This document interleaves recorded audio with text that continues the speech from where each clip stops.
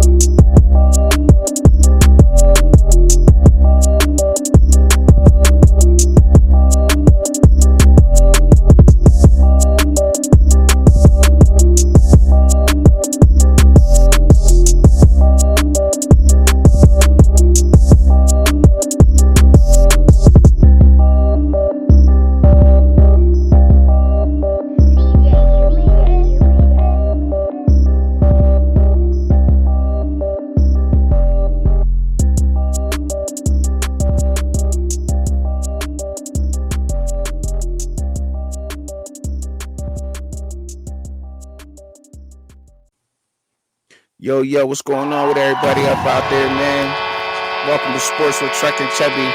Got DJ Golatt on the show today. Excited to have him.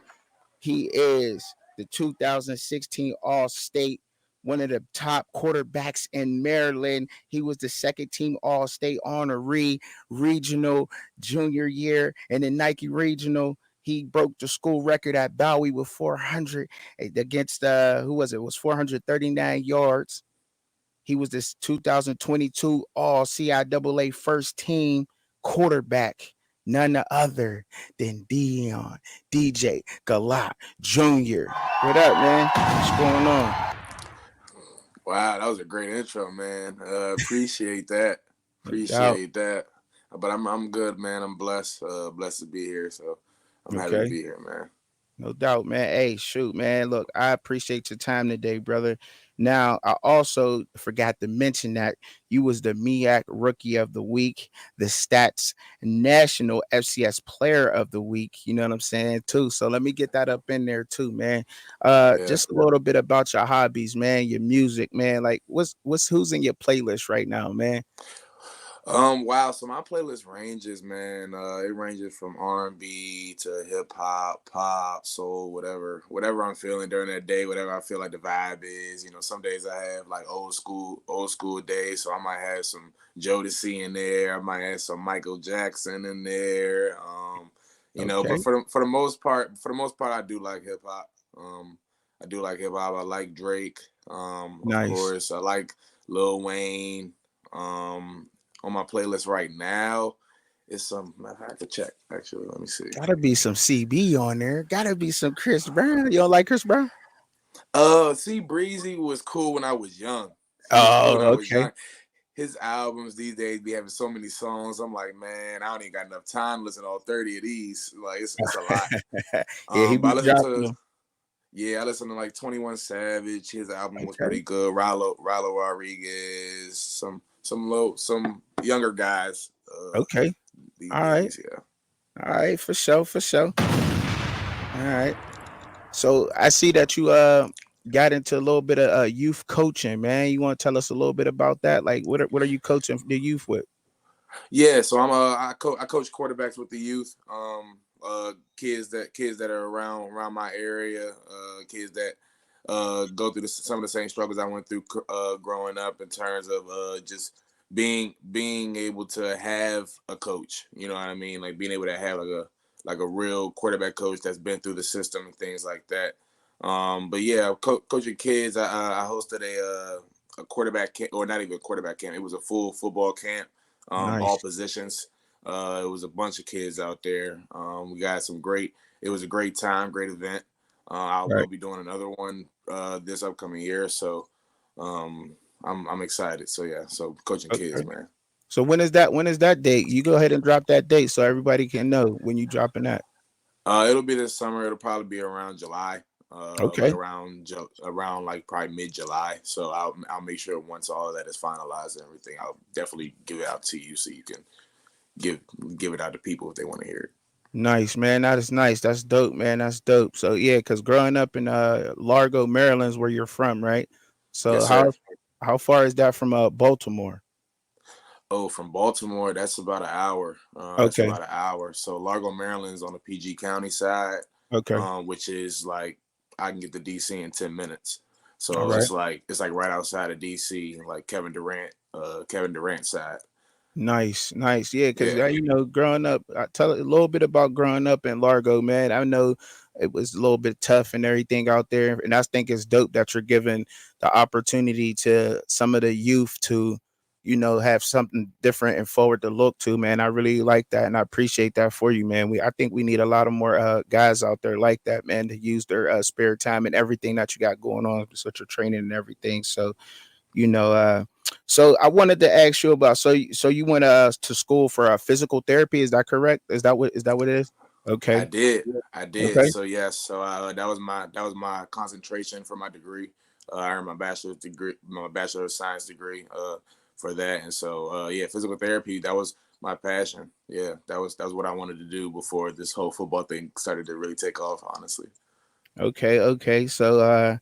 So I see you have a sister, Grace. That Grace, she stays on you, she holds you accountable for everything that goes on. Absolutely, she's been doing it for years. So yeah, Okay. so like that's my baby girl right there. But yeah, she a dog too. She plays sports. She Nice. she get different with that. She's different with that lacrosse stick in her hand. Like it's a whole different thing. So like a lot of people Oh, don't know that gosh. like lacrosse started in Maryland. So like Mm. Maryland takes lacrosse very serious, especially for girls. Like I remember it's probably like 2 or 3 years ago, the top four schools in the NCAA tournament were all from Maryland. It was like Towson, University of Maryland, Stevenson, and maybe I think North Carolina was in there. But like Maryland's big on lacrosse. Yeah, I respect that sport. My little brother played lacrosse up in New York. We was in Western New York out in Buffalo area. We lived out there for a couple years. My little brother played lacrosse. I definitely respect that sport. Even though that coach like sent him in here as a defender, so his job was to go out there and just pop people. It was pretty Yeah. dope. It was pretty dope though, man. So like what's some of the things that you got going on nowadays, like as far as working out and everything. Like tell us a little bit about the journey. Uh well, before we get into the journey and everything, I would just want to keep asking you a little bit more questions if you want to, because I see you make music too. You make music? Yeah, I made music before. Nice.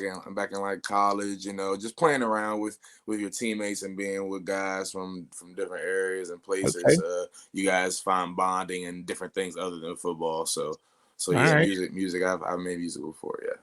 That's super dope, man. That's super dope. All right, I like that. So you like calamari is your favorite food, bro. Calamari. I've You do never your had research. that. I never, yeah, man. Of course, man. Hey, look, man. I'm a huge fan of you, man. You know what I'm saying? When you know what I'm saying. I was looking was what I always like you, Xavier Smith, and Aubrey Miller. And when I Hmm. pay attention, of course, I do my research. I can't come in here half stepping, but yeah, man, I did it. Right. Calamari. So tell me how to cook that, because I've never ate it. So there got to be a way to season it right, to cook it. Like how you prepare that dish. Like, So calamari is actually squid. It's actually squid. I had it. I think I had it like when I was like super young, and like okay, I tasted it and I was like, this is amazing. So like now, like I like it fried for the most part. okay, Fried with batter. You can season your batter like you do anything else. okay, Throw it in that fryer, let it raise to the top just like chicken. But I okay, kind of like a lemon flavor in my calamari, a lemon slash pepper flavor, if that makes sense. okay. Yeah. So it's very good. It's very good. Okay, that's dope, man. That's dope, man. That's super dope. also wanted to mention that you was the National Leadership Honor Society. Like this guy is amazing, y'all. He's amazing. Like he's amazing. So I want to talk to you about a little bit of like a funny teammate that always was able to, lighten the mood up a little bit. You know what I'm saying, on the field. Who was your funny teammate? You'll have to say. So I played I went to two schools. I went to Okay. Morgan State first, and then transferred to Absolutely. Bowie. Yeah. So I'll say one for both. At Morgan State, I think my funniest teammate was Deontay White. We called him Tay White. He's from Baltimore, so Okay. he was just a very, very funny person. He always lighten the mood. When we're having a hard practice or something, Yeah. he might say something, the whole line starts laughing. Okay. And so when I got to Bowie, it's funny. When I got to Bowie, it was another guy from Baltimore. Mm-hmm. It was another guy from Baltimore. He was actually another quarterback on our roster, Larry Williams. We called him Bug, L Bug. Okay. I don't know. It's something about the Baltimore people. They just talk funny, so everything just be a little extra Yeah. funny because of the accent and everything. Right. Okay. Yeah. Word. So who was your like serious teammate? Everything was so serious to him. Like, you know what I'm saying? At both schools, we could do Morgan State and we could do Bowie. You know what I'm saying? Let me see. Let me think. At Morgan, it's funny because at Morgan, everything was more like laid back. So like a super Yeah. serious teammate, that was probably me. Okay. that, Okay. Okay. that was probably me at All Morgan. right. But Right. I was also young and I wanted to win early. So Get it. I was young. I wanted to win early. But yeah, I'll probably say either me or Ian McBurrow. Okay. Ian McBurrow, middle linebacker on the other side, like on the defense They at Morgan. always serious. The quarterback on the defense is always serious, right? They always going in. All Right, right. right. So who was at both schools? Let's say I want to ask like who was the most like you always got that guy that's around the same age that's more like the uncle, the dad type of guy. You know what I'm saying? Who was that at those schools? Um, at At Morgan, it was definitely DJ Trigg. It was a guy from Tampa, Florida, Okay. named DJ. His name was DJ as well. DJ Trigg was probably the uncle of at Morgan. At Bowie, I think the uncle had to be probably Miles Woolfolk. Nice. Miles Woolfolk, yeah, he was a transfer from University of North Carolina. Hmm. He was all conference, all American, all everything, and he's actually from Largo too. So I knew him growing up, but we called him Big Wolf, like that was just his name. So Okay. yeah. All right. Cool. Cool. Cool. That's dope, man. That's super dope. All right. I want to ask you about the St. Augustine's game where you broke the record for Bowie with 439 yards. Like, take us through a visual, give us a little visual, the best way you can of that game and how it felt. You know what I'm saying? Yeah, so actually it was against Livingstone University. Okay, Saying Livingston. we had Livingstone. So one thing, it was homecoming, right? It was homecoming. It's my last homecoming. So I wanted to play well. I wanted to play well. I really just Mhm. wanted to win, to be honest. I Right, didn't really care about what, like, I didn't never put that in my mind that like I was going to break that day because right. one, it was raining. It was raining. It was In the raining that rain. day. Yeah, so like it was homecoming, so like a lot of like the people that were in the football building and all like the front offices, they were kind of upset because it's homecoming, HBCU homecoming, it's raining. It's like we want people to come out. You know what I mean? Right, Like, cause Bowie's homecoming gets big. Like right. they do it bigger than I thought because Okay. going to Morgan like a D1 HBCU, I'm thinking like, yeah, like a small school like Bowie wouldn't have nothing on it. But when I went, I was like, oh, okay, yeah. So Okay. this is Nice. cool. So yeah, it was supposed to rain. It was supposed to rain heavy, and it ended up raining that game. So going into the game, it's a little cold too. It was like it might have been October, I think, or Mhm. like late September. So it was cold. It was raining, and I was like, okay, like let's see what it's doing. So I'm warming up. Everything's feeling good. Everything was feeling good. it was going pretty normal. So as the game started going on, like I got my rhythm. Got my rhythm going early. You know, hitting some short throws here and there, and then as the game kept going, I started hitting the intermediate throws, Right. and I started hitting the deep throws. So it's like, okay, so I'm at all three levels right now. You know, you have your short yardage, your intermediate passes, and your deep passes. And I was hitting them. Right. Once we got to about the start of the fourth quarter, we were hold on, I'm sorry, this is my old lady right here. But yeah, I got on the headset on the sideline, and my coach, because I remember like at halftime I had 4 touchdowns already. Right. So like my coach was like, "Do you want to stay in, and you want Larry to go in?" I was like, "Yeah, put Larry in there." So my man Larry went out there, did his thing, and played a couple plays, and then my coach, they told me to get back on the mic. So I got back on the mic. He was like, "Yeah, he was like, did you know that you're like 10 yards from the record?" I'm like, "Nah." I wasn't even really focused on it. You know, I was just focused on doing my job. You know what I mean? Like completing the passes, make sure I hand the ball off correctly, carry out my fakes, and everything. So yeah. So he was like, "Yeah, you're like 10 yards from the record." I was like, "Okay, that's cool." And he was like, "Go back in." I was like, "All right, bet." Shoot, I'm like, "Guess it's my time." So I go back out there. I complete a curl route. I completed a curl route, and it was like, and then the whole stadium was like, "He has finally done it. The record has been broken." Wow. And, it was an amazing feeling. You know, my teammates were all happy about it and everything, but I wasn't even focused on it because I'm like, we're still on the field. We have to go score. Like, you know what I mean? We in the red zone.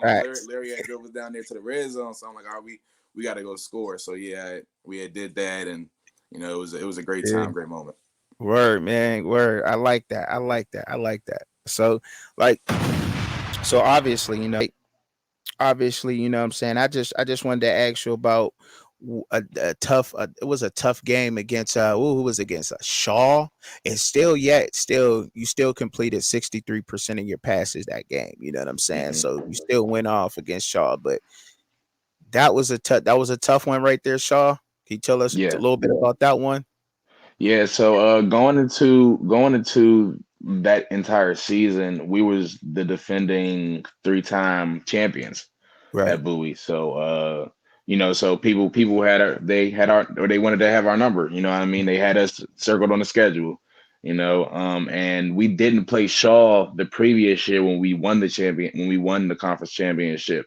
We didn't play them that season. The season before that, I wasn't there, but our coach gave us the going into the week speech and saying like, yeah, like we've played Shaw before and we barely beat them last time, and that was even with being the conference champion that year.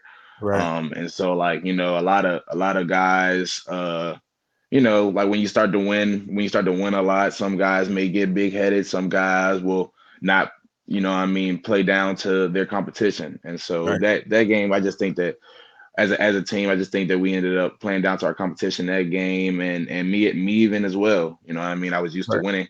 And so yeah, so I made a couple mistakes here and there, but overall I was trying my best to make a comeback on our last drive. But it was a tough game. It was a tough game. It was a tough crowd.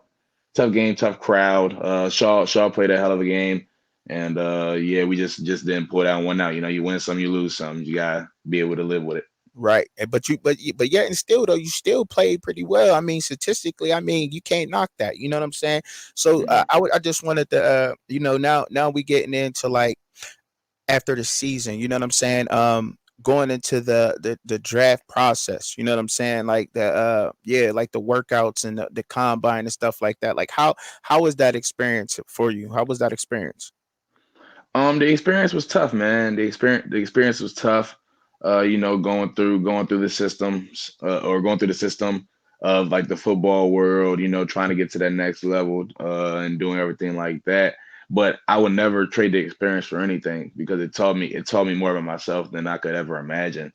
You know what I mean? In terms of the work ethic that you had to put in, because you got to realize like when you end your season in October, your pro day is coming up in February, but if you get invited to bowl games, them bowl games might be right in December, or if you end your season in November. You know what I mean? If you go to championship, your bowl game is right in December, or your bowl game could be right in January. So it's like less than a month away. Right. You know what I mean? So and so from there you train all the way through. You train for the bowl game while you're still trying to train for your combine, because the combine is a lot more technique than it is like actual Playing. skill.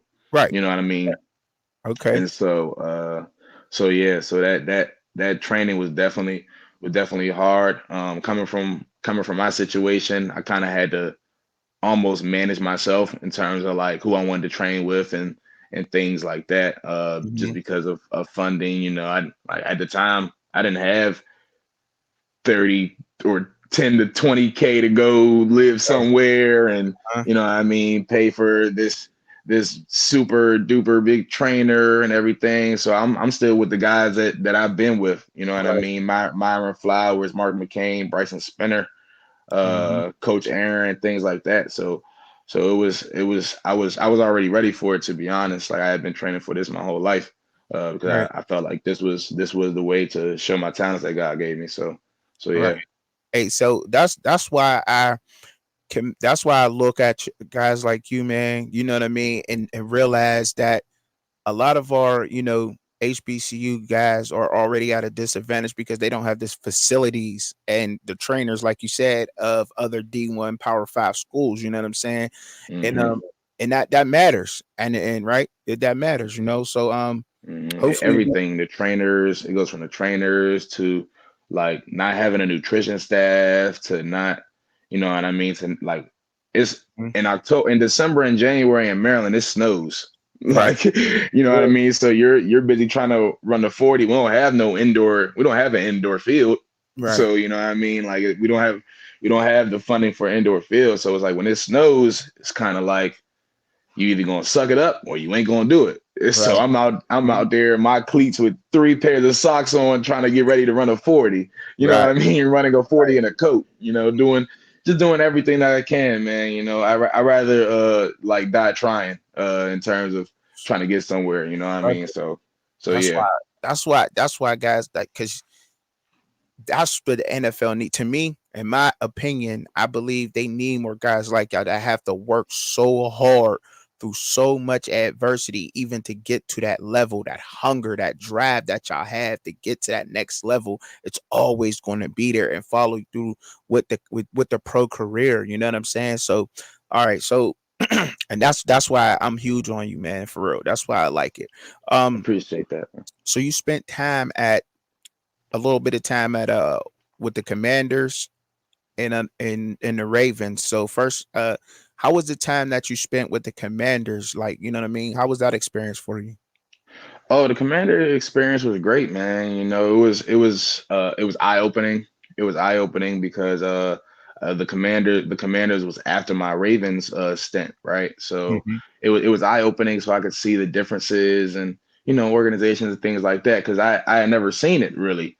I Hmm. had seen it from the outside. Yeah, like I've had friends and people that have went to the NFL, but like when they're your friends and family, you don't really like to talk about like work. You know what I mean? Like Uh-huh. when you're around friends and family, you try not to talk about work because they do it so much. Right. So it's like I didn't really understand how everything worked in terms of like organizations and how the totem pole is with organizations and things like that. But Right. it was a great experience though. They had everything, man. They had like the food. Like I was just grateful. I was grateful for the food and water. Like, Right. Right. Right. you know what I mean? So it's Little. it's like you have every meal, the training facilities, like you have hot tub, cold tub. I'm like, at my school, we didn't have that. You Right. know what I Right. mean? They had the norm attacks. It was like everything that I wanted it to be. It was that. It was that and more. Like the film sessions were amazing.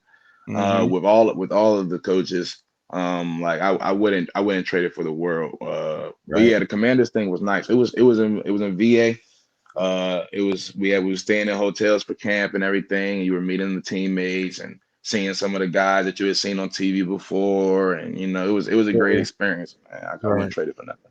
So, like, how was it when you So obviously you got to meet Lamar. Like, how was it to to meet Lamar and soak up some of that knowledge from him about the next level? Yeah, so it's funny because I knew Lamar before that. It was kind of a full circle moment for me. Mm-hmm. So back before I had even transferred to Bowie, Mm-hmm. right? I was in Baltimore. It was I think it was COVID year. Right. It was like the end of COVID year, and I was out. I was out in Baltimore. We weren't planning to get. We didn't have a season that year, so I was out in Baltimore. It wasn't during the NFL season. It was probably Right. like February, like right Okay. before I made my decision to go to Bowie. Right. I was in Baltimore. I was with some friends, college guys going out, Right. going out, and we had. So there was one of my teammates was friends with a guy. He was a music artist, and I don't know if you know, but Lamar has a record label. Oh, that's dope. Yeah, Lamar has his own record label, and so LJ has his own record label. So my friend was actually friends with one of his artists, Right. and so they had pulled up to the house, to the crib and everything. We had chilled out for a little bit because they had a show to do or whatever later that night, or a music Mm-hmm. video or something. And so they leave. So we like, all right, yeah, we're about to go out. So we started going out, and we pull up to where we were going, and we get out of the car, and we see the same guys. Right. And then I'm like Eric, like we already knew, like, yeah, like they from Florida, they be with LJ sometimes here and there.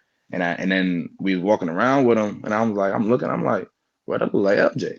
I'm like, am I tripping? You know what I mean? So yeah, I ended up walking up to him, chopping it up, and telling him like, yeah, bro, like I look up to you. I play quarterback. I'm gonna see you in the league one day. Like, and I Mm-hmm. and I, and I lie to you not. Like, he'll tell you this himself. It was literally just on the streets of Maryland, Baltimore, like on outside, and I was like, yeah, I'm gonna see you in the league one day. And I was going, like, I was manifesting, really. I was Mm-hmm. manifesting because I wanted it, and I still do want it. Right. Um, and yeah, so when it came to time to be into the building, when I saw him again, because actually that night in Baltimore, he had lost it. He had lost his bracelet, and so like I tried to help him. Like, I tried to help him find it. Ask people like, have you seen it? It was his birthday. It was his birthday weekend. And yeah, so yeah, like when I saw him in the building, he was like shocked, and I was Mm-hmm. like, I told you, like, I'm a beer. You know what I Right. mean? So it was great though, man. Talking football with that guy, he's so smart. He's so smart, man. Like, Yeah. he's so smart, and I know what it can look like. You know what Mm-hmm. I mean? Being guys like us that come from certain communities and situations and things like that. Right. People can look at you differently, Mm-hmm. just based on how you look, how your style is, how you may have your hair, how you may wear, different, how you may wear different outfits and things like that. Mm-hmm. But he's one of the smartest people I've met, and I met a lot of smart people. Right. Like, what I Cool. mean? I met a lot of smart people. So yeah, LJ, he's really one of those guys you want to have around. Great, So great you guy. know, so you know what it takes now to get on the roster. Now you got to like a cheat sheet. You've been around that atmosphere and everything, so now you know what it takes to get to that next level. You know what I mean? And Absolutely. I'm sure you still been working, working out and everything. So that's great too. So what you got cooking up right now? Is there that the USFL or you still, obviously you still trying to get on the NFL roster, but is that what you're looking forward to now, like the USFL or what? Yeah, so they just combined the XFL and the USFL together and just called it Nice. the UFL. So Okay. so now it's UFL. now it's just one league. It's one Okay. league, 10 teams. So I've had talks with some teams from there, and Nice. my agent handles most of the talking, but yeah, so I've had some interest in there. Really just waiting on that, waiting on sign, man. Just waiting to sign, waiting until God gives me a sign as well that this is the time to do that, in terms of switching over Mhm. leagues and things like that. But yeah, I'm definitely still pursuing the NFL. Workouts haven't stopped for me since, because I felt like if I stopped working, like if I did enough, I would have been on the team. You know what I mean? Mhm. So I'm gonna just keep on working until that time comes. But yeah, man, I'm just waiting on the next opportunity in terms of the XFL or the UFL, the NFL, and the CFL for the most part. I've had offers for other different leagues and things like that, so that I've also shown interest in You too. So you to be on the Pittsburgh Steelers. Mike Tomlin, Steelers, Ryan Clark. We need this man right here, DJ Golatt. We need him. We need him. We need DJ. We need DJ in Pittsburgh. I think you'll be perfect there. I really do, and I'm rooting for you, man. And I'm always gonna be have you in my prayers, man. They have make sure that you get on this roster, man. I love it. I love the mentality you have. You're a great guy and everything. So I got a couple more. Well, yeah, one more question I just want to ask you before we get done with this interview. So, what would you say to a team listening to us right now?